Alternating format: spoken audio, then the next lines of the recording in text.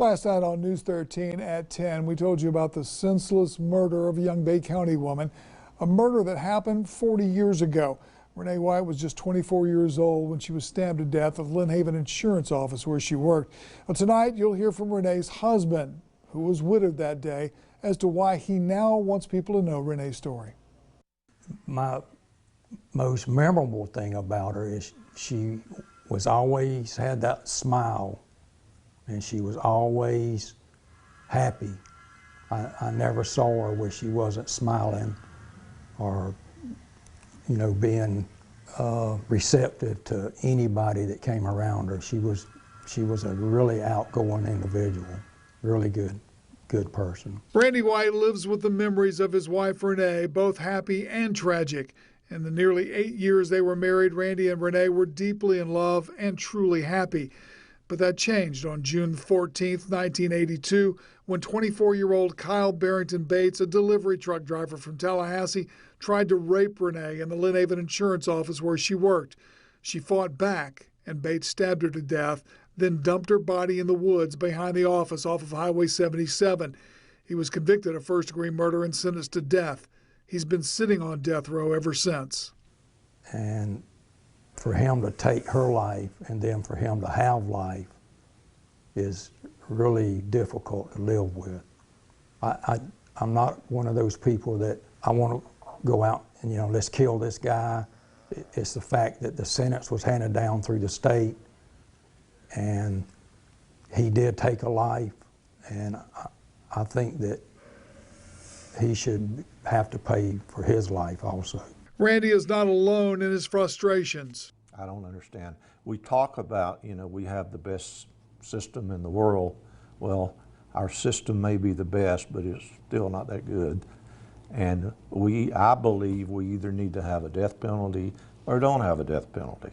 But this 40-year grace period, that's just unacceptable. In a very real sense, Renee was not Bates' only victim that day. It put me in a real bad place for probably 2 or 3 years after she was murdered. I could not mentally get myself back together.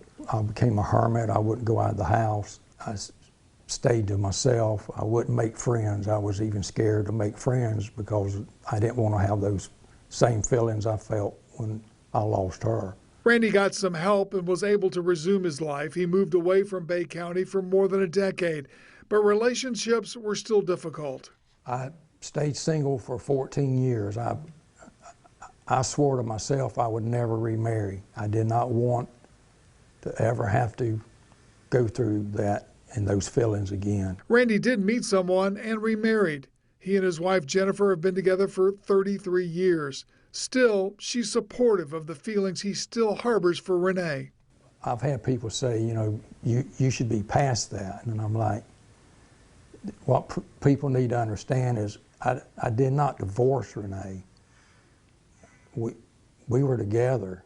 I did not quit loving Renee. And I'll always love her. Randy's main purpose for talking about the tragedy is to keep Renee's memory alive, but he also wants people to understand what it's like when your life is violently and senselessly ripped away from you. She was a human being like all of us, and even though she is not with us anymore, just try to remember that in the background there's other people that it still affects.